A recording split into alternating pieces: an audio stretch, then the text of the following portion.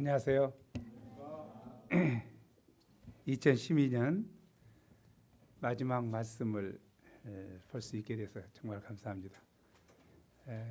긴 휴식이었던 것 같아요. 말씀 전하는 것이. 그래서 여러분에게는 힘든 시간이었을 수도 있을 것 같아요. 제 말씀을 듣고 싶었는데 적당한 착각은 행복의 지름길이다. 아멘. 적당한 착각, 심한 착각은 정신병으로 가야 되고, 저는 그래 행복합니다. 적당한 착각을 하기 때문에 여러분이 저를 기다린 줄 믿고 감사를 드립니다. 근데 오늘 말씀이 조금 부담스러운 말씀일 수 있어요. 항상 부담스러운 말씀은 축복의 말씀인 것 같습니다. 자라나기 시작한 죄의 씨, 싹을 잘라야 되겠죠. 위해서 기도해야 되겠습니다. 2012년은 정말 다사다난했던 한 해일 것 같아요. 개인적으로 또 가정에, 교회에, 국가에, 세계에 아마 그랬을 것 같아요. 그 중에서도 대선이 있었죠. 우리 가장 경쟁률이 치열했던 대선이 있었고, 일본도 대선이 있었고, 미국도 대선이 있었고, 중국도 시진핑으로 바꿔졌죠. 그래서 우리 주위에 있는 모든 나라들이 바꾸어지고 2013년을 기대하고 있는 것 같습니다. 우리도 올해를 잘 마무리하고 2013년을 기대해야 되겠죠. 새 일이 있으리라고 생각합니다. 새 일이 무엇일까요? 기대해 봅시다. 조금 오래된 것 같습니다. 우리가 마가 목자 통해서 다윗의 범죄를 우리가 했습니다. 그가 강의 뒷부분입니다. 지난 강의에서 다윗은 우리아의 아내 밧세바와 간음을 한 후 죄를 감추기 위해서 충신 우리아를 최전선에 세워서 죽도록 하였습니다. 그 일로 인해서 심한 죄책감 속에 있다가 나단 선지자의 책망을 받고 진실하게 눈물로 회개합니다. 그리고 하나님의 제사함의 용서를 받습니다. 결국 다윗 왕국의 기초는 하나님의 사랑임을 알 수 있었습니다. 하지만 다윗의 죄는 영향력이 있어서 자녀들의 마음속에 정욕과 교만을 심어 주었습니다. 그 죄가 보이지 않게 자라나서 결국에는 열매로 나타나게 되는데, 정욕의 죄는 장자인 암논의 추행 사건뿐만 아니라 솔로몬 때 많은 이방 여인들을 취함으로 꽃을 피우게 되고, 영적 교만의 죄는 아들 압살롬의 반역으로 시작해서 계속 자라나서 왕들이 하나님을 대적하는 일로 발전하게 되었습니다. 오늘 본문은 다윗이 끼친 죄의 악영향이 얼마나 무서운 결과를 초래하는가를 잘 보여주고 있습니다. 다윗 한 사람의 범죄는 다윗 왕가와 사회 전반에 퍼져서 나라를 위태롭게 하였습니다. 죄는 이처럼 한 개인을 파멸에 이르게 할 뿐만 아니라 가정과 사회와 나라를 파멸에 이르게 합니다. 오늘 말씀이 하나님의 사람으로서 또한 목자요 지도자로서 가정과 교회와 사회에 좋은 영향력을 끼치고자 하는 경계의 말씀이 될 수 있기를 기도합니다. 제1부 다말에게 악을 행한 암논 13장 1절에서 19절입니다. 다윗 왕가의 비극은 다윗의 장자인 암논의 정욕된 행위로서부터 시작됩니다. 1절은 이런 말로 시작하고 있습니다. 그 후에 일이 있으니라. 이는 다윗의 범죄가 자식들에게 미친 영향이 어떠했는가를 말해주고 있습니다. 다윗의 아들 압살롬에게 다말이라고 하는 아름다운 누이가 있었는데, 그녀는 결혼하지 않는 처녀이고 아이돌 스타처럼 예뻤습니다. 그런데 암논이 이복 누이 다말을 짝사랑하다가 그 욕정을 절제하지 못하고 상사병이 걸려버렸습니다. 암논은 다윗의 장자로서 장차 왕위를 계승할 위치에 있었습니다.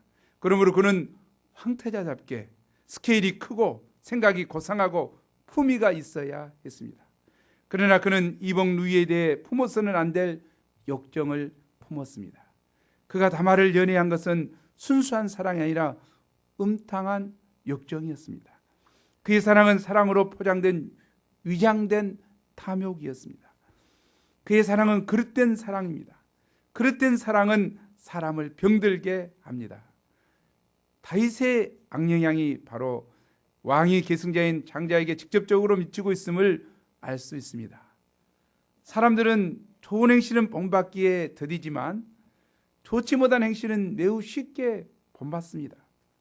말하자면 좋은 영향은 느리게 퍼지지만 악영향은 쉽게 빨리 퍼집니다. 그리고 쉽게 자기 제약을 합리화합니다. 다윗 목자도 이런데 내가 이렇게 하면 어째? 다윗 목자가 나쁜 것만 있습니까? 좋은 것도 얼마나 많습니까? 좋은 걸 좀 본받아야지. 암논은 아비 다윗으로부터 좋은 영향은 하나도 받지 않고 좋지 못한 영향만 받아 정욕적이었습니다. 또한 암논은 좋지 못한 친구를 가졌습니다. 친구를 보면 그 사람 대문대미를 알 수 있다고 합니다. 그에게 요나답이라고 하는 친구가 있었는데 그는 심히 간사하고 교활한 자였습니다. 과거에는 강교한 자는 다윗 왕의 주위에 얼씬도 보다했는데 요나답과 같이 강교한 자가 황태자의 친구로서 궁중내에서 활동하고 있는 것을 보면 다윗의 범죄로 말미암아 거짓되고 제약된 요소와 분위기가 이미 왕실에 파급되어 있음을 알 수 있습니다. 이 분위기가 조성된다는 것이 심각한 이야기죠. 우리가 잘 될 것인가 못 될 것인가는 분위기에 달렸습니다.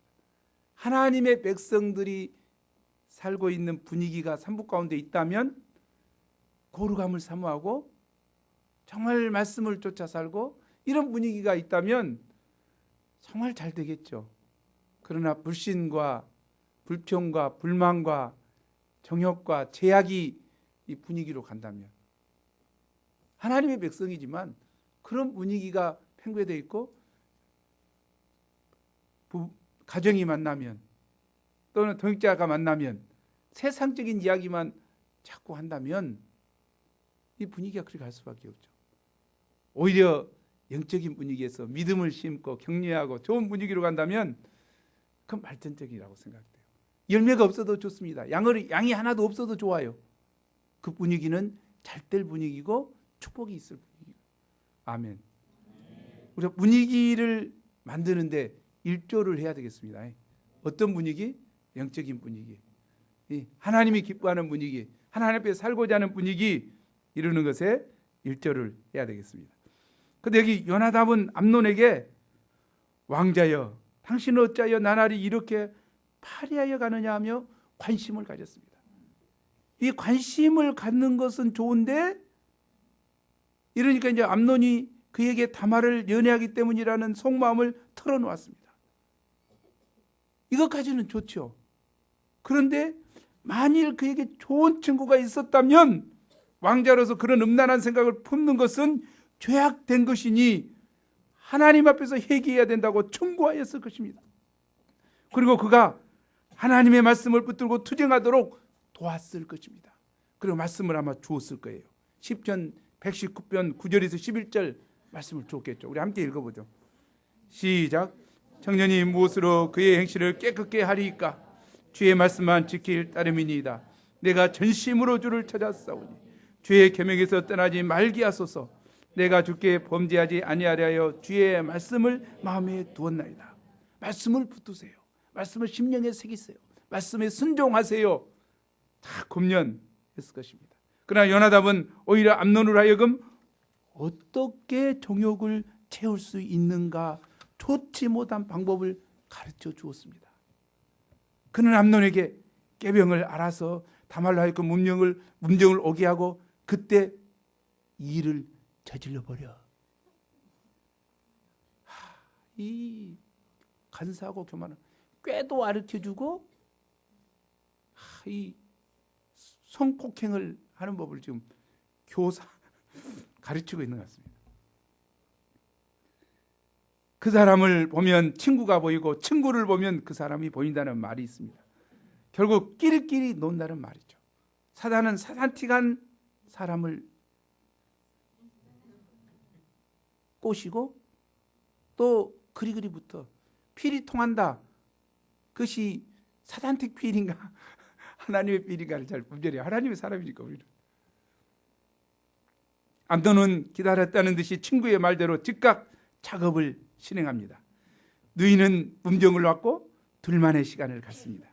그때 암논은 누이를 끌어안고 함께 눕자고 간청합니다. 그때 다말은 무엇이라고 반응합니까? 12절 말씀이죠. 이 다말이 조금 괜찮은 여자예요. 얼굴만 이쁜 것이 아니라 괜찮은 여자예요. 한번 보죠. 12절 읽어보겠습니다. 시작. 그가 그에게 대답하되 아니라 내 오라비여 나를 욕되게 하지 말라. 이런 일은 이스라엘에서 마땅히 행하지 못할 것이니 이 어리석은 일을 행하지 말라. 여성이 좀 지혜로울 때가 많은 것 같아요. 새 여자 말을 잘 들으라 그랬죠. 지혜로운 것 같아요. 암논의 행동은 다말을 욕되게 하는 것입니다. 그런 일은 이스라엘에서는 일어날 수 없는 일입니다. 이스라엘은 하나님의 말씀에 순종하며 사는 백성이기 때문입니다. 성경은 친족과 잠자리를 같이 하는 것은 물론이고 약혼하지 않는 처녀와 억지로 잠자리를 하는 것도 금하고 있습니다. 그러나 암논은 하나님의 말씀을 전혀 생각하지 않습니다. 이 심각한 이야기예요. 암논이 누구라겠습니까? 하나님을 경외하는 백성, 이스라엘 백성의 황태자입니다. 이 보통 나라가 아니에요. 하나님이 간섭하시는 나라예요. 하나님의 말씀을 율법과 규례를 쫓아 사는 백성의 황태자라는 거죠. 그는 마땅히 하나님을 기억하고 하나님의 말씀을 삶의 기준으로 삼고 살아야 했습니다. 그러나 암논은 하나님의 말씀을 전혀 생각하지 않았습니다. 그런 그는 참으로 어리석습니다. 다말은 다윗에게 허락받아서 정당한 절차를 거쳐서 사랑을 나누자고 간청합니다. 이성적이에요. 왜? 아브라함도 이복은 아니죠. 아브라함도 누이와 함께 살았죠. 정당한 방법을 통해서. 이삭도 니브가 마찬가지죠. 그건 정당한 관계를 통해서, 정당한 과정을 통해서. 지금은 해당이 안 되겠습니다. 그때 당시는 그랬다는 거죠. 정당한 절차 없이 억지로 행하게 되면 두 사람 다 그릇된 삶을 살아야 합니다. 순간의 쾌락 때문에 일을 저질러 버리면 그 대가는 너무 크고 너무 오랫동안 지속됩니다. 우리가 알아야 돼요. 그러나 암논은 다말의 말을 듣지 않고 힘이 셈으로 억지로 욕을 보입니다. 암논이 다말을 사랑한 사랑은 순수치 못하고 비정상적인 모습입니다. 정말로 그릇된 것입니다. 그에게는 상대방을 향한 진실한 자기 헌신이 없습니다. 다말의 말을 들어줬어야죠. 정말로 사랑한다면, 정말 그녀를 진실하게 사랑했다면, 그의 사랑이 정말 순수했다면 그녀의 정말 그녀를 지켜주고자 하고 그녀를 위해서 나의 정욕을 절제하고자 하고 하는 이런 마음이 있었을 것입니다. 그러나 그의 사랑은 순수치 못했습니다. 그녀를 향한 자기 헌신이 없었습니다. 오히려 육체적인 욕망과 이기심에 사로잡혀 다말의 개인적인 행복과 순결의 아름다움을 지키는 일에는 관심이 없습니다. 암논은 그녀를 위해서 무엇인가를 하려고 하기보다 그녀에게서 자기 욕망을 채우려고만 할 뿐입니다. 진정한 사랑은 우리가 알아야 될 것 같아요. 진정한 사랑은 그에게서 무엇을 얻고자 하는 것이 아니라, 자기 욕심을 채우는 것이 아니라 정말 그 사람을 위해서 자기를 희생하고 섬기고 사는, 이 예수님께서 우리에게 사랑했던 진실한 사랑 아닙니까? 우리도 그렇게 할 필요가 있는 것 같아요. 정말 부부가, 정말 식구들이 서로를 위하는 삶, 정말 순수한 삶이라고 생각돼요. 그러나 그는 그녀에게서 자기 욕망을 채우려고 할 뿐입니다. 이런 정욕적이고 이기적인 욕망과 음란은 상대에게 상처를 입히고 가정을 파괴하고 사회에 악영향을 미칩니다. 암논의 죄는 무엇입니까? 정말 누이를 힘으로 욕보인 것입니까? 아니면 처녀를 힘으로 욕보인 것입니까? 여기서는 누이보다도 과정을 더 문제 삼고 있습니다. 제 과정을 무시하고 억지로 욕보인 것이 문제입니다. 그것은 사랑이라는 이름으로 포장된 죄악이요 성폭력이기 때문입니다. 아름다운 사랑은 그 과정도 아름다워야 합니다. 아멘.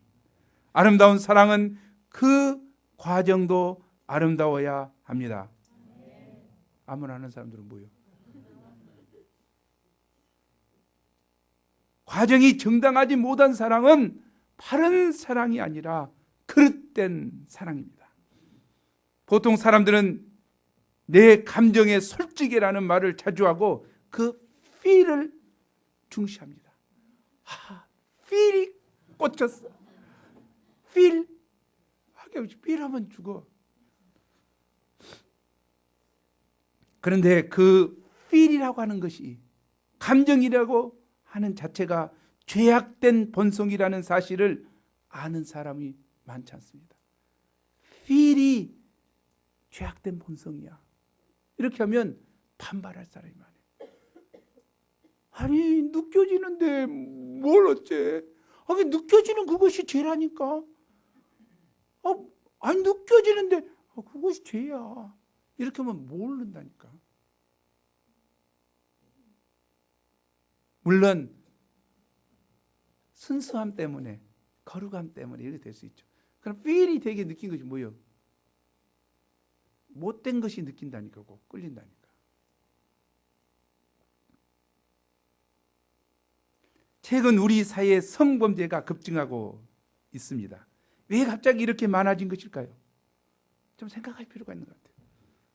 아까쯤에 이야기했지만 사회적 분위기가 중요한 거죠. 스마트폰이나 인터넷에 선 기능이 있습니다. 그죠? 정말 스마트폰 너무 편리한 것 같아요. 어떤 면에서. 나한테 이메일 보냈다고 하면 또 내가 인터넷을 해야 되는데 스마트폰으로 딱 보면은 너 보냈구나. 너 왔어, 알았어. 이렇게 할 수 있잖아요. 뭐 좋은 기능이 있죠. 그럼 그것만 있습니까? 밤늦게 장막에서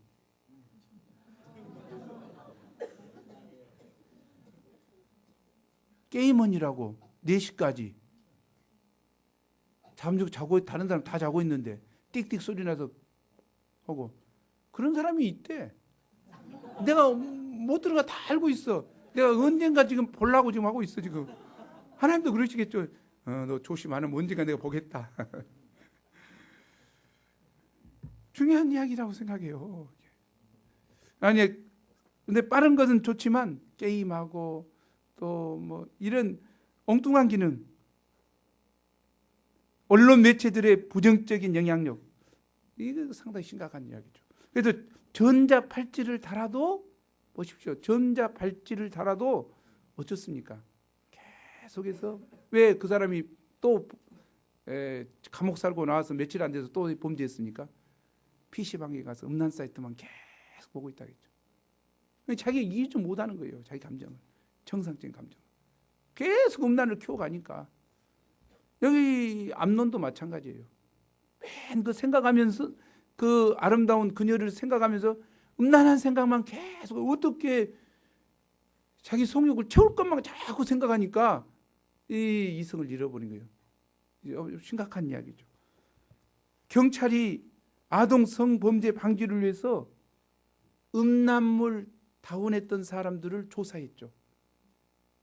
최근에 다음에 뉴스에 나왔잖아요. 그러다가 그 사람들이 중지했어요. 왜? 3천 몇 명으로 막 너무 많은 거야. 근데 너무 많다는 것이 뭐냐면 보통 사람 같이 보이는 대학생도 있고 정상적인 생활을 하고 있는 회사원도 있고 또 교수도 있고 뭐 이렇게 자기 생각할 때 전혀 아닐 그 사람들이 아동 그 하고 있는 음란물을 다운받았다는 거예요. 너무너무 다운받는 것이 많은 거예요. 그래서 깜짝 놀라서 이거 계속 해야 되냐. 왜 그러냐면 원래 잡아넣기로 돼 있죠. 검거를 주고 벌금을 넣기로 때리기로 했죠. 근데 그걸 할 수가 없는 거예요. 너무 많으니까. 우리나라가 인터넷이 정말 너무 잘 돼 있고 스마트폰이 세계 최강이죠. 그런데 무엇이 최강입니까? 음란물 다운율이 세계 1위입니다. 이건 심각한 이야기예요. 이 인터넷이 발달함으로 인해서 우리에게 너무 큰 악영향을 미치고 있다는 사실이죠. 우리 좀 경계할 필요가 있어요. 그리고 우리 가운데 혹시 그런 사람이 있으면 회개해야 되죠. 그건 죄악입니다. 그걸 키우면 안 돼요. 그건 죄예요. 그건 하나님 기뻐하지 않아요. 불륜을 소재로 한 드라마들, 연예인들의 경쟁적인 노출 행태, 뭘 경쟁해? 얼마나 아찔하게 입었는가? 가다가 쓰러졌다. 그거가 뭘 별것을 다 요즘에 하니까 애모지상주의적인 행태들, 이것이 정말 그걸 따라하잖아요. 또 그러니 이제 캠퍼스에서도 그러고 이 앞에 지나가는 거 보면 그냥 정말 하이 실종이 맞은 이 정말 하이 실종된 여자를 보면서 남자들은 뭘 생각하겠는가? 정말 멋있다. 정말 순수한 사랑을 하고 싶다. 이러겠는가? 물어 안 하고. 누가 조장을 하냐고. 남자가 잘못이요? 여자가 잘못이요? 확실한 이야기할 필요가 있어. 성경에 이런 것이 있어요. 남자가 약혼했던 여자를 들에서 성범죄를 했을 때 남자는 쳐 죽이지만 여자는 용서해라고 했어요. 왜? 거기서는 들에서는 악을 써도 누가 구해줄 사람이 없으니까. 뭔 말 아시죠? 이게 참 심각한 이야기예요. 이게 이 범죄를 하도록 방치하고 이렇게 하는 것은 죄가 된다니까. 죄돼. 우리가 좀 조심할 것 같아요. 그래서 스마트폰이나 인터넷의 역기능, 언론 매체들의 부정적 영향 때문에 음란한 분위기가 정말 팽배되어 있죠. 심지어는 가정에서도, 가정까지 들어갔어. 가정에서도 그걸 보고 있는 사람들이 있으면 어떻게 되냐 이 말이에요. 이 자녀들에게 무슨 영향이 가고 뭘 되겠냐. 우리는 절제가 필요합니다. 우리는 순수함이 필요해요. 우리는 거룩함이 필요해요. 내가 거룩하니 너희도 거룩하라. 하나님은 거룩한 분이십니다. 하나님은 거룩으로 옷 입으신 분이셔요. 우리에게 거룩한 옷을 입기를 원하셔요. 제가 외치기만 합니까? 거룩을 위해서 투쟁해야 됩니다. 우리 목자들 통일합니다. 외치기만 할 것이 아니라 거룩을 위해서 투쟁해야 돼요. 거룩한 삶을 살아야 돼요. 인터넷과 싸워야 돼요. 스마트폰과 싸워야 돼요. 음란한 영상과 싸워야 돼요. 그러지 않으면 하나님은 심판하실 거예요. 저를 포함해서 모든 목자들을 하나님은 심판하실 것입니다. 우리가 거룩을 해야 돼요. 우리는 거룩한 영향력을 끼치기 위해서 이 땅에 하나님께로 부름받은 자들입니다. 우리는 세상 풍조와 다른 삶을 살아야 돼요. 싫습니까? 싫으면 어쩔 수 없죠. 그러나 우리는 부름을 받았어요. 거룩으로 영향력을 끼칠, 이 시대를 부패를 방지할 소금으로 우리를 택하셨다는 사실을 알아야 돼요. 이건 엄청난 축복의 은혜입니다. 우리같이 허물지고 죄악된 것들이 어떻게 이 세상의 빛과 소금의 역할을 할 수 있어요? 할 수 없어요. 하지만 우리를 연약하지만 내가 너를 도와주겠다. 내 빛을 발하라. 내가 소금이 되도록 하겠다. 이 시대를 부패를 방지하는 소금이 되도록 하는 거룩한 소명을 받았어요. 우리가 이것을 축복으로 알아야 돼요. 축복으로. 이건 엄청난 축복이라고 생각해요. 우리가 그럴 수 있도록 우리 모두 함께 쉽지 않지만 투쟁하면 좋겠습니다. 하지만 우리가 놓쳐서는 안 될 것은 이 시대 분위기뿐만 아니라 자기 감정에 충실하는 이 시대의 분위기입니다. 요즘 아이들 대부분은 어려서부터 자기 감정을 절제하는 법을 배우지 않습니다. 엄마 아빠들이 아기들의 기를 죽인다고 절제를 가르치지 않기 때문입니다. 뭐든지 내 마음대로 하면서 자란 사람들에게 감정을 절제하는 것을 기대할 수 있을까요? 사람이 자기 감정에 솔직하다 보면 자기는 물론이고 상대방에게도 씻을 수 없는 상처를 남깁니다. 자기 감정대로 살 수 없어요. 자기 감정은 조절이 필요합니다. 자기 감정 조절 못하고 하면 그 짐승이지. 그게 사람은 이성으로 옳지 않는 것을 안 하려고 하는 투쟁이 필요해요. 절제가 필요해요. 어떤 상처가 있었습니까? 15절입니다. 우리 함께 보죠. 15절 함께 읽겠습니다. 시작. 그리하고 암논이 그를 심히 미워하니 이제 미워하는 미움이 전에 사랑하던 사랑보다 더한지라.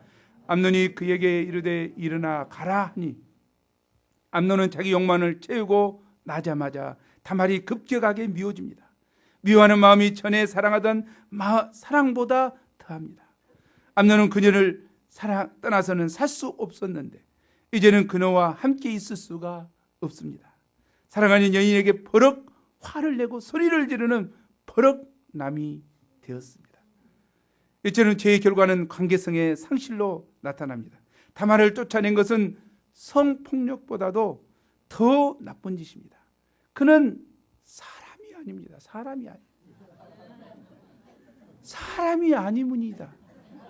정말 이런 짐승만도 못한 행동을 하고 있어요. 이런 인간이 남자 체면 완전히 구겨버려 이 새끼. 쫓겨난 다말은 색동옷을 입고 머리에 재를 끼얹고 목 놓아 웁니다. 그녀는 처녀가 아님을 공개하며 수치스럽게 살아갑니다. 얼마나 슬프겠어요. 멘붕에 빠진 다윗 가정의 비극은 점점 더 커져만 갑니다. 여기서 우리는 정욕에 기초한 사랑이 얼마나 비윤리적이며 무책임하며 파괴적인가를 보게 됩니다. 이는 감정적이고 찰나적입니다. 이는 마치 냄비와 같아서 쉽게 잘 달아오르지만 쉽게 잘 식습니다. 이는 결국 사람을 파멸로 이끕니다. 정욕적인 병든 사랑으로 인해서 전도가 양양했던 암논 왕자는 하나님과 백성들 앞에서 버림받는 불의한 인생으로 자신의 인생을 망칠 뿐만 아니라 다말의 인생도 망치고 다윗 왕가의 명예를 더럽히고 나라도 망치게 하였습니다. 이처럼 음행 때문에 가정과 사회가 부패하게 되고 결국 소돔 성처럼 화산에 파묻힌 폼페이처럼 영원히 사라지지 않을 것 같았던 노마처럼 멸망하게 됩니다. 실로 우리는 히브리서 13장 4절 말씀에 마음 깊이 새겨야겠습니다. 우리 함께 읽어보죠. 심령에 새기죠. 시작. 모든 사람은 결혼을 귀히 여기고 침소를 더럽히지 않게 하라. 음행하는 자들과 간음하는 자들을 하나님이 심판하시리라. 음행하는 자들과 간음하는 자들을 하나님이 심판하십니다. 참으로 진리에 기초한 거룩한 사랑만이 진실되고 인격적이고 영원하며 근본적으로 사람을 살립니다. 아멘. 계부 암논을 죽인 압살롬, 다말의 오라비 압살롬은 이 일로 인해 암논에 대해서 복수심을 품었습니다. 다윗 왕은 이 모든 일을 듣고 심히 노하기만 하고 암논을 징계하지 않았습니다. 이는 70인역에 보면 암논이 장자였으므로 사랑하였기 때문이라고 하였습니다. 이를 보면 엘리 제사장의 이 아들들의 범죄를 보고 그냥 적당히 넘어가려고 했던 것과 같은 모습입니다. 마치 이빨 빠진 호랑이를 보는 것처럼 공의가 없습니다. 아니, 다윗은 과거에 자신이 저지른 범죄로 말미암아 자기와 같은 범죄자인 암논을 징계할 체면이, 영적인 힘이 없었습니다. 다윗은 암논을 영적으로 사랑하기보다 인간적으로 사랑한 나머지 오히려 그가 파멸의 길로 가는 것을 방임하는 꼴이 되었습니다. 이와 같이 다윗의 미온적인 자세는 결코 하나님 앞에서나 자식들 앞에서 바람직한 것이 못 되었습니다. 오히려 이런 자세로 말미암아 다윗 가정의 도덕과 질서가 파괴되고 압살롬의 불만이 극대화되었습니다. 결국 왕으로서 공정성을 상실하여 화를 불러일으키게 되었습니다. 다윗이 암논을 징계하지 않고 그냥 넘어가자 압살롬은 암논뿐만 아니라 다윗 왕에 대해서도 적개심을 품게 되었습니다. 왜냐하면 압살롬과 다말은 부스왕 달메의 딸 마아가의 소색이었기 때문에 이방 여인이 낳은 자식이라 하여 차별 대우를 받는다고 생각했을 것입니다. 우리를 이방 여인이 낳은 자녀들이라고 우리를 차별하는 것인가, 우리를 무시하는 것인가 하는, 그렇게 하지 않겠지만 오해 아닌 오해를 하고 있었습니다. 여기서 우리 부모된 자들은 올바른 자녀 교육에 위해 무조건 하고 자녀를 사랑할 것이 아니라 잘못한 부분에 대해서는 엄하게 책망 또는 체벌하여 그들을 의의 길로 인도해야 할 것입니다. 아멘. 체벌합시다. 우리 한번 말씀을 읽어보죠. 잠언 23장 13, 14절 쭉 내가 적어놨습니다. 잠언에 있는 말씀. 시작. 아이를 훈계하지 아니하려고 하지 말라. 채찍으로 그를 때릴지라도 그가 죽지 아니하리라. 내가 그를 채찍으로 때리면 그의 중요합니다. 3살 버릇이 80까지 간다고 그랬습니다. 3살이면 뭘 저희가 아까 아무것도 모릅니다. 그러나 해야 될 것과 안 해야 될 것이 그때 심어집니다. 심령에. 안 해야 될 것은 3살 먹은 아이도 안 해야 돼. Right? 3살 먹은 아이도 안 해야 된다니까. 안 해야 될 것을 안 해야 된다고 가르쳐야 된다고. 절제를 가르쳐야 된다니까. 때로는 뭐라 그랬어? 채찍으로 때려도 안 죽은다니까. 그때부터 절제를 배우는 거야. 절제를 배우고 그것이 먼 훗날 살아갈 때 절제력을, 셀프 컨트롤을 할 수 있는 거예요. 자기 절제력이 있어야 된다. 우리는 요즘의 유아 교육 학법을 따를 것인가, 성경 말씀을 따를 것인가, 체벌이 필요하다고 하는 성경 말씀이 따를 것인가, 결정해야 됩니다. 하나님의 말씀을 따를 것인가, 교육학을 따를 것인가, 중요하다고 생각해요. 저는 여러분 어떨랑가 모르겠어요. 나는 하나님의 말씀을 따를 거라고요. 그렇게 우리 아들들, 딸들을 그렇게 교육했고 우리 손주들도 그렇게 교육하고 있어. 때로는 우리 딸이 인상 쓰기도 하지만 그렇게 교육하고 있어. 어쩔 거야? 어소리티가 나한테 있어. 내가 뭐라고 하면 군기가 딱 잡혀. 우리 다 조원이나 주영이 다 잡혀. 그래서 자기 엄마가 이야기하면 잘 못 잡을 때가 있어요. 중요하다고 생각합니다. 성경 말씀에 의거해서 제가 얼마나 사랑하겠습니까? 저 어디 가서 이렇게 뭐 먹다가도 있으면 개비 속에다 넣습니다. 진짜. 그 돈이 얼마나 되겠어요? 그거 하나 사는데 얼마나 되냐고. 우리 손주 갖다 줘야 되겠다고 정말 집어넣어. 과자 한두 개 갖고 와요. 돈으로 가면 얼마나 되겠냐고. 예? 별것도 아닌데. 그러나 내가 그 속 없는 사람들의 그 행동을 내가 하는 것을 그러지만 정말 채찍을 아끼지 않아야 된다는 거죠. 압살롬은 겉으로는 조용한데 속으로는 복수의 칼을 갈고 있었습니다. 압살롬은 늘 암논을 죽이고자 기회를 노리고 있다가 2년 후에 마침내 양털 깎은 날을 디데이로 정하였습니다. 당시 이스라엘에서는 양털 깎는 날은 많은 사람들을 초청하여 큰 잔치를 베풀었다고 합니다. 압살롬은 왕에게 부탁하여 암논과 왕의 모든 아들들을 그 잔치에 초청하였습니다. 그리고 암논이 술을 마시고 즐거워할 때 사환을 시켜 죽여버렸습니다. 그는 사랑하는 누이의 복수라는 명분으로 형을 처단했습니다. 압살롬이 누이에 대한 사랑을 이런 식으로 표현하는 것이 과연 옳습니까? 누이에 대한 그의 사랑은 잘못된 것입니다. 친누이를 사랑한다고 해서 계속적으로 그를 죽이겠다는 무서운 복수심의 노예가 되어 이보경을 죽이는 것은 결코 바른 사랑이 아닙니다. 그의 그릇된 사랑 뒤편에는 왕권을 노린 점이 있습니다. 암논은 큰아들로서 왕위 계승 영순이었습니다. 압살롬은 그런 형을 제거함으로써 자신이 서열 이류가 되고자 한 것입니다. 결국 왕위를 차지하려는 그의 욕망은 누이를 위해 복수하려는 욕구와 결합되거나 그것을 능가하고 있습니다. 욕심이 잉태한 즉 죄를 낳고 죄가 창성한 즉 사망을 낳습니다. 과거 사랑과 은혜와 평화가 넘치던 다윗의 집은 이제 근친 상간과 미움, 불화, 살인이 연속되어 되고 있습니다. 그러나 이는 죄의 시작에 불과하고 나단 선지자를 통해서 주었던 예언의 말씀의 한 성취일 뿐입니다. 나단 선지자에게 어떤 경고를 했죠? 우리 한번 읽어보겠습니다. 시작.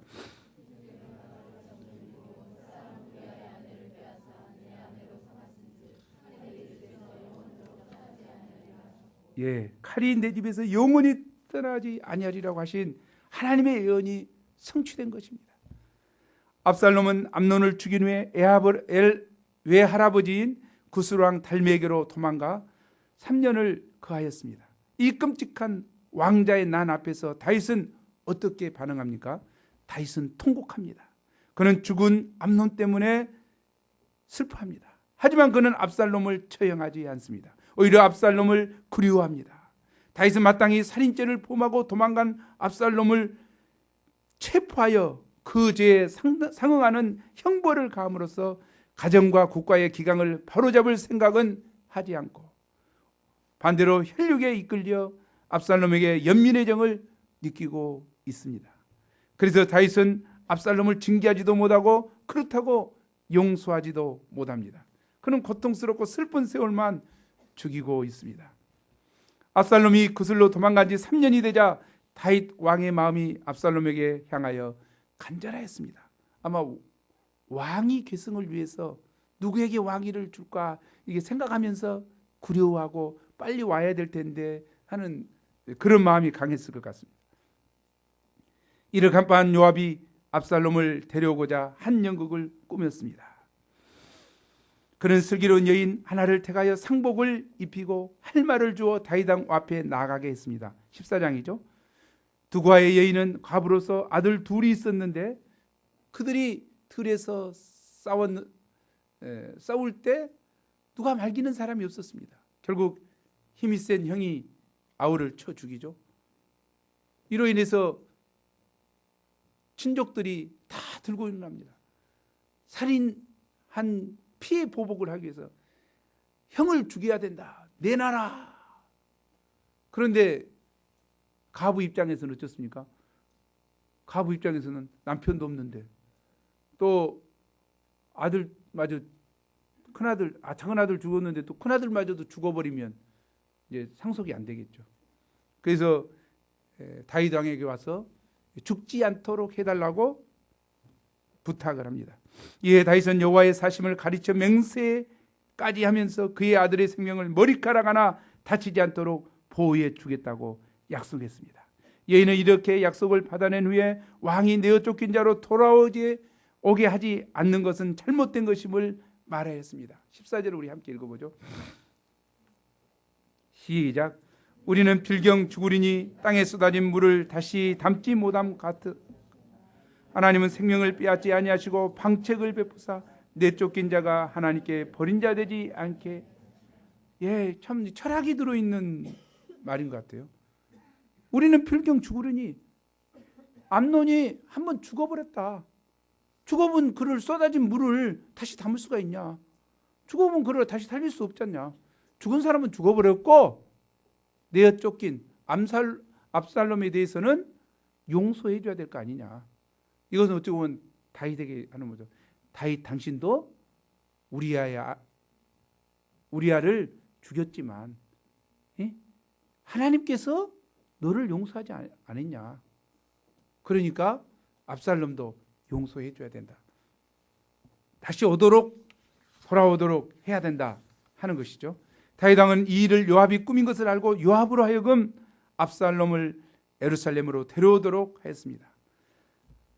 아들 압살롬이 돌아왔을 때 왕은 그가 살인죄를 범하였으므로 마땅히 중징계해야 했습니다. 그러나 다윗은 그로 하여금 집으로 물러가게 하고 왕궁으로 부르지 않았습니다. 왕의 얼굴을 보지 못하게만 하였습니다. 다윗은 압살롬을 아버지로서는 용서하지만 왕으로서는 용서하지 못하기 때문입니다. 마치 이는 어떤 사람이 사과를 하나 훔쳤습니다. 그런데 그 사과를 훔친 죄책감 때문에 이 사과를 먹을 수가 없습니다. 책상 속에다 넣는 거예요. 차마 보지도 못하고.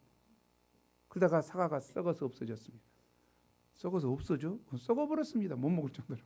마치 그런 사람과 똑같아요. 지금 다윗의 심정이거든요. 다윗은 정말 공의를 세워야 되는데 공의를 세울 수도 없고, 또 사랑으로 하는 것도 한계가 있고, 이러도 저러지도 못하는 상태가 됐습니다. 다윗은 자신이 범죄한 이유로 공의를 행할 내적인 힘을 상실해 버렸기 때문입니다. 25절에서 27절은 압살롬에 대해서 언급하고 있습니다. 온 이스라엘 가운데 압살롬같이 아름다움으로 크게 칭찬받은 자가 없었으니 저는 발바닥부터 정수리까지 흠이 없었습니다. 참, 이렇게 아름다운 사람이 있을까? 정말 성경이 정말 아름다웠던 것 같아요. 남자로서 멋있었던 것 같아. 저처럼 가끔 썰렁한 이야기에 은혜가 있던 것 같아요. 그러나 그의 인간적인 아름다움은 그를 오만무도하게 하고 자기 영광을 추구하는 쓸모없는 자가 되게 했습니다. 나야말로 이스라엘의 왕이 되기에 합당하다. 외적으로 보니까 멋있다고 생각하고, 그에게는 영적으로 자랑할 것이 아무것도 없었습니다. 그의 예면은 발바닥부터 정수리까지 흠이 없었으나 그의 내면은 교만과 미움과 인간적인 야심으로 인해 온갖 상처투성입니다. 그는 특히 자신의 아름다운 머리를 자랑하여 긴 머리를 여자와 같이 늘어뜨리고 다니다가 1년에 한 번 연말에만 깎았습니다. 성경이 저 그렇게 있어요. 연말에만 깎았는데 그 깎고 난 그 머리 무게가 200세겔. 200세겔이라는 것은 1세겔이 10g이거든요. 이게 2kg이라면 돼지고기 600g이 한 근이니까 3근이요. 3근 무게.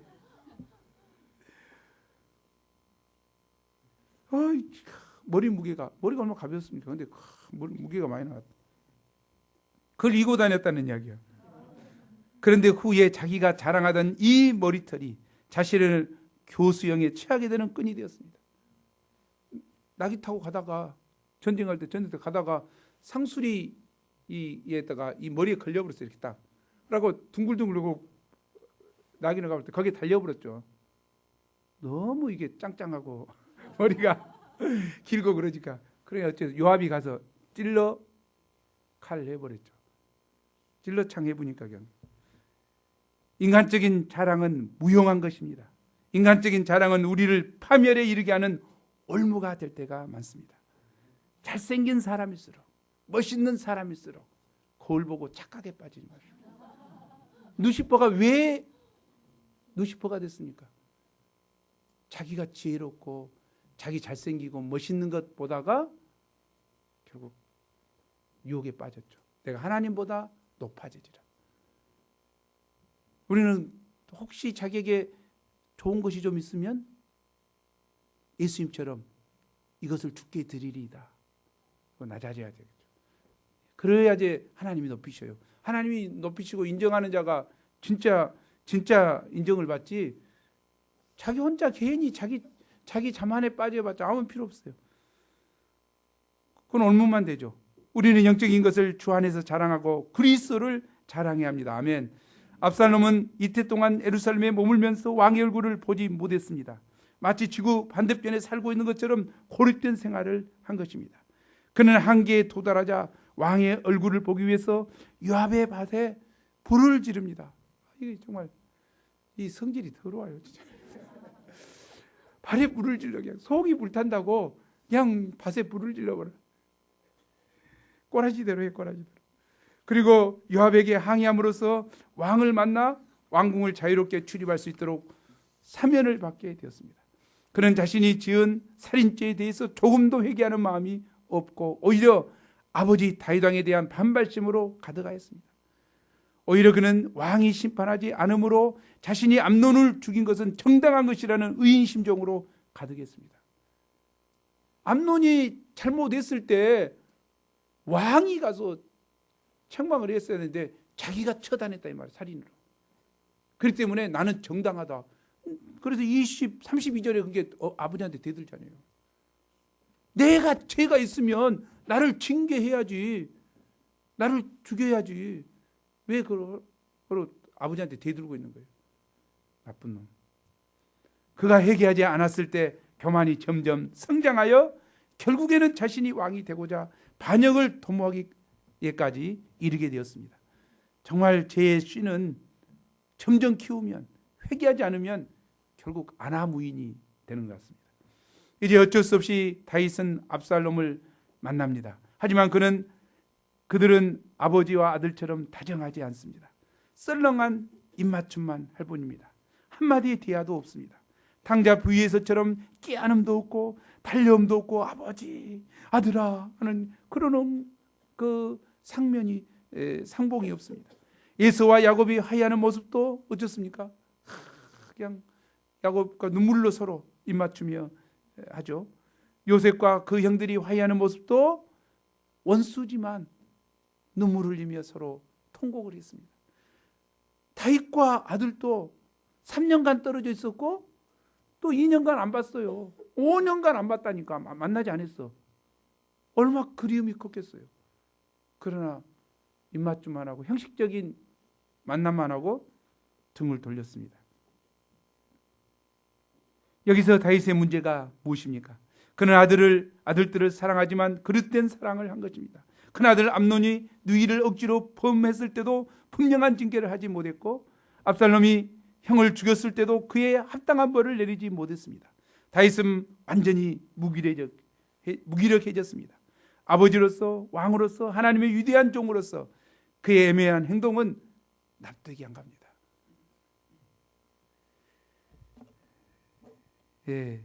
심각한 이야기죠. 이상에서 볼 때 다말을 역종으로 사랑한 암논의 사랑도 그릇된 사랑이고 누이를 사랑한다고 형을 죽인 압살롬의 사랑도 그릇된 사랑이고 아들을 잃지 않기 위해서 징계 없이 나름 애를 쓴 다윗의 사랑도 그릇된 사랑입니다. 이런 그들의 근본 문제가 무엇입니까? 아니 어떻게 그렇게 위대한 다윗이 우리를 이렇게까지 깜짝 놀라게 하는 사람이 된 것입니까? 이는 하나님의 말씀을 놓쳐버렸기 때문입니다. 왜요? 하나님의 말씀을 놓쳐버렸기 때문에. 사람들은 보통 혼자 운전을 할 때 내비게이션의 안내에 신경을 쓰기 때문에 어려운 목적지로 잘 도착합니다. 그런데 가끔 옆자리에 앉는 사람과 대화를 나누다 보면 내비게이션의 안내에 신경을 쓰지 못해서 빠져나가야 할 인터체인지를 놓쳐버리거나 길을 잃어버리고 헤맵니다. 정말 그래요. 일부에서 자기들 김내미야 목사님이 이제 말씀을 인도해야 되기 때문에 빨리 가겠다고 우리랑 같이 가기로 했는데 먼저 가더라고. 2부 요한 목사님을 태워가지고 우리보다 훨씬 한 2시간 빨리 간 것 같아요. 우리는 2시간 늦게 갔는데 누가 먼저 도착할게? 성진 목사는 내가 잠자줬거든. 옆에 앉았지만 잠자버리니까 자기가 신경 써서 운전을 잘했죠. 내비게이션 이야기도 않고 그러니까 그냥 딱 찾아서 가고 또 성진 목사가 섬세하잖아요. 예? 칼 같은 데가 있고 조금 느리긴 하지만 엄청 칼 같아요. 여러분 완벽하게 한다고. 운전은 완벽하게. 그러니까 정시 훨씬 먼저 딱 도착해가지고 어떻게 이렇게 빨리 왔어요? 그러더라고 우리한테. 그래서 내가 어떻게 늦었어요? 인터체인지를 놓쳤대. 그리고 쭉 올라갔다고 왔다고 그래요. 이 마찬가지 지금의 다윗의 상황이 이런 상황입니다. 말씀의 안내를 잘 받았던 그가 밧세바에게 빠지다 보니까 말씀이 들리지 않는 거야. 이제 말씀의 안내를 잃어버리니까 모든 것이 엉망이 된 것입니다. 그러므로 자기 감정에 솔직해야 한다. 이런 말들은 그릇된 사랑으로 빠지는 지름길임을 알아야 합니다. 그러면 바른 사랑은 어디에 있습니까? 하나님의 말씀을 삶의 표준으로 삼는 데 있습니다. 아멘. 내 삶과 신앙의 뿌리는 물론이고 내 행동과 말의 뿌리를 말씀에 두는 것입니다. 진실한 신앙인, 건강한 교회, 품격 있는 신자, 뿌리가 어디가 있습니까? 말씀에 있습니다. 그러므로 우리는 말씀에 대해서 어떤 자세를 가져야 합니까? 내 감정, 세상의 풍조, 소수 사람들의 그럴듯한 주장이나 외침보다도 말씀에 귀를 기울여야 합니다. 아니 내 감정, 세상의 풍조, 소수 사람들의 외침도 말씀의 렌즈로 조명해야 합니다. 이 세대를 본받지 말아야 됩니다. 이 세대 가치관을 따라서는 안 됩니다.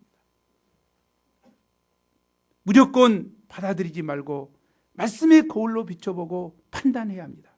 이렇게 하려면 우선 말씀을 바르게 알아야 합니다. 바르게 하려면 성경 말씀을 가까이 하고 말씀과 친해야 합니다. 다음으로는 말씀에 대한 정확한 해석과 적실한 적용이 필요합니다. 결국 바른 성경 선생으로부터 바른 배움을 받아야 합니다.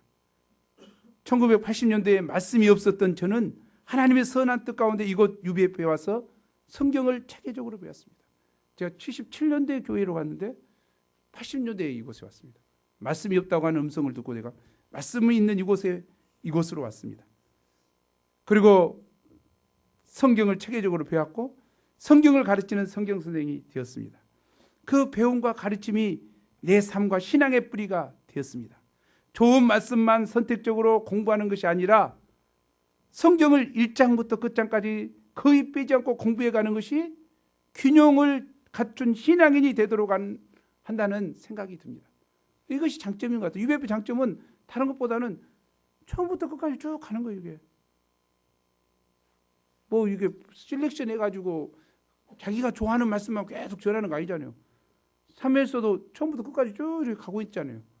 그것이 굉장히 귀한 것이죠. 그것이 우리 균형 잡힌 여러 가지를 골고루 섭취하게 하는 편식이 아닌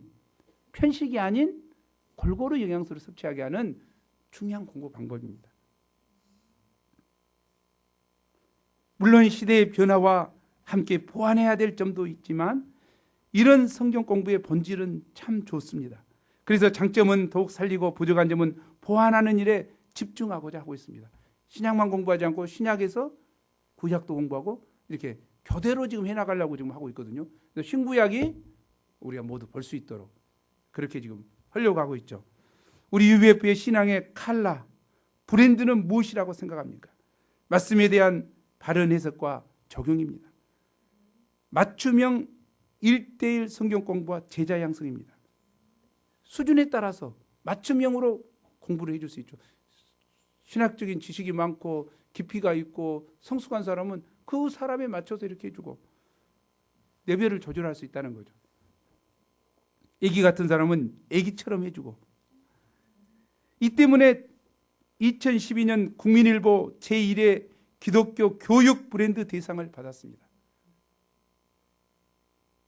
국민일보에서 기독교 단체들 중에 브랜드 가치가 높은 단체를 올해 5개를 선정했죠. 5군데를. 예, 그 중에 이제 UBF가 선교단체요 교육기관으로 이제 채택이 됐습니다. 이것은 제1회인데 처음으로 시도한 건데 1회 대상이 됐다는 것은 엄청난 의미가 있다고 생각이 돼요. 그동안 61년도에서 시작된 UBF의 역사가 특별히 1:1 성경 공부 또 제자 양성이 그 인정을 받은 것이죠. 그건 굉장히 뭐 다른 단체에서 했다기보다는 국민일보를 통해서 인정해 준 작은 증거가 됐다고 생각합니다. 이것이 우리의 브랜드 가치고 우리의 칼라라고 생각합니다. 그런데 우리는 어떻게 지금 생각하고 있습니까? 우리는 UBF를 어떤 눈으로 바라봅니까?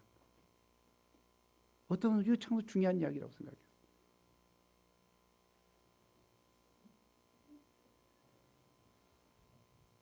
하지만 이런 말씀 중심의 신앙은 변화가 더딘 것처럼 보입니다.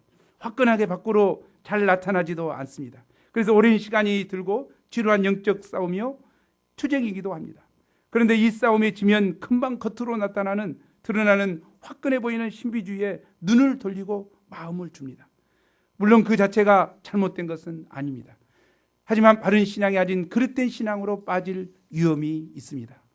목마르다고 바닷물을 맞을 수 없듯이 사랑이 필요하다고 해서 필이 꽂힌 대로 그릇된 사랑을 주고받을 수는 없습니다. 영어 공부에 왕도가 없듯이 건강한 신앙 성장에도 왕도는 없습니다. 그래서 더딘 것 같을지라도 말씀을 잘 배우는 것이 정말 중요합니다. 동양나는 겉으로 보면 볼품이 없고 꽃도 자주 피지 않고 아름답지도 않아 보입니다. 그래서 나는 왜 동양나를 나한테 선물하는가 이렇게 생각할 때 있어요. 사갖고 오잖아요. 이렇게 차라리 양난이 더 좋겠다 이런 생각을 하는데, 그러나 그 은은하게 퍼지는 그 향기는 정말 대단합니다. 방안을 잘 이렇게 하거든요. 그래서 난에 빠진 고장한 사람들이 있고 한쪽에 수천만 원 하는 난을 분양받거나 사기도 합니다. 우리 수학과 선생님 하나 있는데 그 사람은 분양받기 위해서 어디든지 가고 수천만 원씩 해요. 그 한 낭 받는데. 한쪽 받는데 한쪽 사갖고 온대.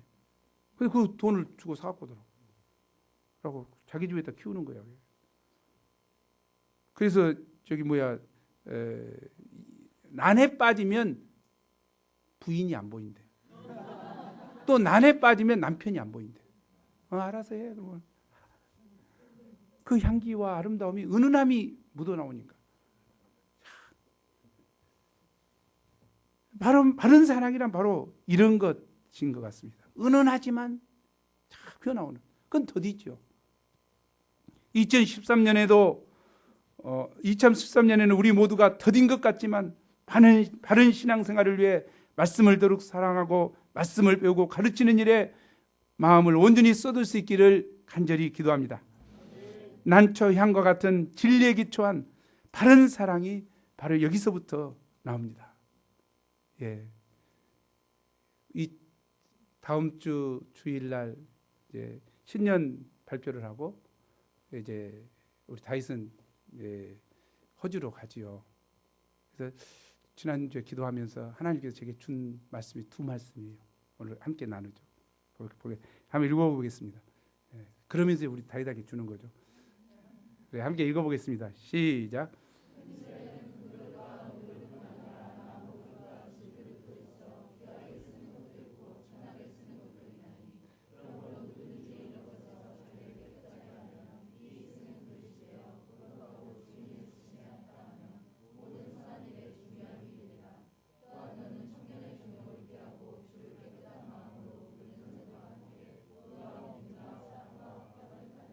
예, 제가 해주고 싶은 말을 한 가지입니다. 금그릇 같고 은그릇 같죠. 내 아들이니까. 그러나 하나님은 그런다 할지라도 쓰지 않아요. 유대하게 쓰임받고자 하는 뜻이 엄청 큰데 그건 아무 의미가 없어요. 무엇이 의미 있는 것입니까? 이런 것에서 깨끗하게 하는 자가. 거룩하신 하나님 앞에 설 자들은 거룩함이 필요합니다. 정결함이 필요합니다. 정욕은 못된 욕심이죠. 못된 욕심으로 꽉 찬 아무리 금그릇이라 할지라도 꾸정물이 담겨있는 더럽혀진 그 그릇은 하나님이 쓰지 않습니다. 제가 꼭 해주고 싶은 말입니다. 두 번째로죠. 하나님, 내가 해주고 싶은 말 해라. 하나님이 내게 주신 거예요. 이 말을 해라. 두 번째, 한번 읽어보겠습니다. 시작. 자녀들아, 주 안에서 너희 부모에게 순종하라. 이것이 옳으니라. 내 아버지와 어머니를 공경하라. 이것은 약속 있는 첫 계명이니 이로써 내가 잘되고 땅에서 장수하리라. 아버지의 마음이 무엇이겠습니까? 내가 잘되고 땅에서 장수하기를. 모든 일이 형통하고 정말 건강하게 잘 살기를 원하는 마음이 있어요. 그러나 그래서 취해야 될 자세가 뭡니까? 약속 있는 첫 계명을 순종하는 거죠. 10계명 중에 5번째 계명이죠. 10계명 중에 5번째 계명이죠. 내 부모를 주 안에서 공경하라. 중요한 말씀이라고 생각해요. 그래서 우리는 부모를 공경하지 않고 부모를 공경하지 않는 자는 저주를 받는다고 그랬어요. 저주를 받는다. 한 중요한 이야기라고 생각해요. 하나님의 대리자죠. 어떻게 생각하면? 하나님 대리자이기 때문에 공경하는 것이 굉장히 중요하다고 생각합니다. 떨어져 살지만 이 말씀을 붙들고 투쟁할 수 있기를 기도합니다. 동시에 우리 아들 같은 젊은 사람들에게 동일하게 이 말씀이 적용되리라고 생각합니다. 그래서 하나님께 은혜를 누리는 것이 되어야 되겠죠. 우리가 암논처럼 암논처럼 불릴 듯한 정욕을 절제 없이 살 것이 아니라 말씀으로 절제하는 삶이 중요합니다. 또 압살롬처럼 자기 잘난 맛에 살기보다 하나님 앞에 자기를 점검하며 사는 삶이 되어야 되겠습니다. 그래서 우리가 음란한 이 시대에 하나님의 말씀을 배우고 사랑함으로 이삭과 리브가처럼 또 요셉과 마리아처럼 진리에 기초한 거룩한 사랑, 순수하고 절대 있는 남녀간의 사랑을 할 수 있기를 기도합니다. 또한 잠언 말씀처럼 징계와 용서가 있는 은혜와 진리가 겸비한 부모 사랑, 특히 아버지 사랑을 할 수 있기를 기도합니다. 우리 잠깐 기도하죠. 하나님께서 2012년을 마무리하며 가정의 회복이 참으로 중요한 것을 깨닫고 선한 뜻 가운데 이 말씀을 주신 것을 믿습니다.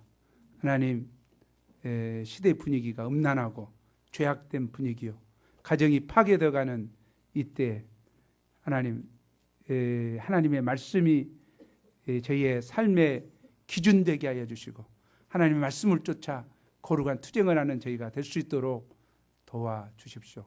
또 자녀를 키우되 참 징계와 용서가 있는 참 은혜와 진리가 겸비한 하나님 사랑을 하는 저희가 될 수 있도록 도와주십시오.